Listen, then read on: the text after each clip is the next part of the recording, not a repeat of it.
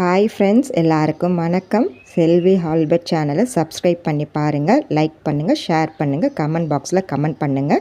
இன்றைக்கி நம்ம hotel style வடைக்கறி எப்படி செய்கிறதுன்னு பார்ப்போம்.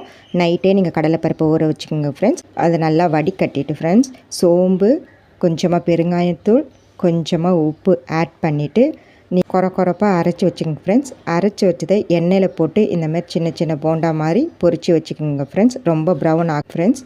நம்ம கடாயில் எண்ணெய் போட்டுட்டு கொஞ்சமாக சோம்பு ஆட் பண்ணணும் ஃப்ரெண்ட்ஸ். சோம்பு ஆட் பண்ணணும் ஃப்ரெண்ட்ஸ். அதுக்கப்புறம் கருவேப்பிலை ஆட் பண்ணணும் ஃப்ரெண்ட்ஸ்.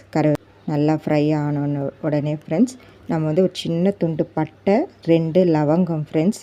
நம்ம பிரிந்தாலும் போடலாம் ஃப்ரெண்ட்ஸ், அது உங்களோட விருப்பம்தான் ஃப்ரெண்ட்ஸ்.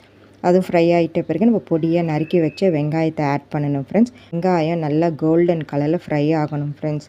ஃப்ரை ஆகிட்டதுக்கப்புறம் 2 ஸ்பூன் இஞ்சி பூண்டு பேஸ்ட்டு போடணும் ஃப்ரெண்ட்ஸ். நல்லா ஃப்ரை பண்ணிவிடுங்க. ஃப்ரை பண்ணிவிட்டு ஒரே ஒரு சின்ன தக்காளி கட் பண்ணிவிட்டு 2 பச்சை மிளகாய் நீங்கள் ஆட் பண்ணணும்.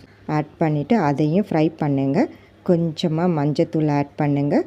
உங்களுக்கு காரத்துக்கு ஏற்ற மாதிரி வெறும் மிளகாய்த்தூள் போடணும் ஃப்ரெண்ட்ஸ். குழம்பு மிளகாய்த்தூள் போடக்கூடாது ஃப்ரெண்ட்ஸ், வெறும் மிளகாய்த்தூள் தான் போடணும்.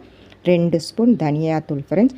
ஒரு மிளகாய்த்தூளில் 2 ஸ்பூன் தனியாத்தூள் ஃப்ரெண்ட்ஸ். கொஞ்சமாக கரம் மசாலா ஆட் பண்ணிவிட்டு அதையும் ஃப்ரை பண்ணிவிட்டு கொஞ்சமாக ஊற்றி உப்பு போட்டுட்டு கொஞ்சம் நேரம் கொதிக்க விடுங்க ஃப்ரெண்ட்ஸ். நம்ம மிக்ஸி ஜாரில் தேங்காய் உங்களுக்கு எவ்வளோ தேவையோ ஒரு ஸ்பூன் சோம்பு எடுத்துக்கோங்க ஃப்ரெண்ட்ஸ். இதை 2 நல்லா நைஸாக அரைச்சிட்டு இது கொதிக்கிற டைம் இதை ஊற்றிட்டு கொஞ்சம் தாராளமாக தண்ணி வைங்க ஃப்ரெண்ட்ஸ். அது நல்லா கொதிக்கிற டைமில் கொத்தமல்லி, புதினா போடணும். என்கிட்ட இன்றைக்கி கொத்தமல்லி மட்டும்தான் இருந்தது, புதினாவை ஆட் பண்ணுங்க. அதுக்கப்புறம் பொரிச்சு வச்ச அந்த போண்டாவை மிக்ஸி ஜாரில் கொரப்பாக அரைக்கணும், நைஸாக அரைக்கக்கூடாது. கொரப்பாக அரைச்சி கொதிக்கிற அந்த குழம்புக்குள்ளே போடணும் ஃப்ரெண்ட்ஸ். போட்டுட்டு நல்லா கொதி வந்ததுக்கப்புறம் இறக்கி வைக்கணும். உங்களுக்கு எவ்வளோ திக்காக தேவையோ அந்த அளவுக்கு நீங்கள் பார்த்துட்டு நீங்கள் இறக்கி வைங்க.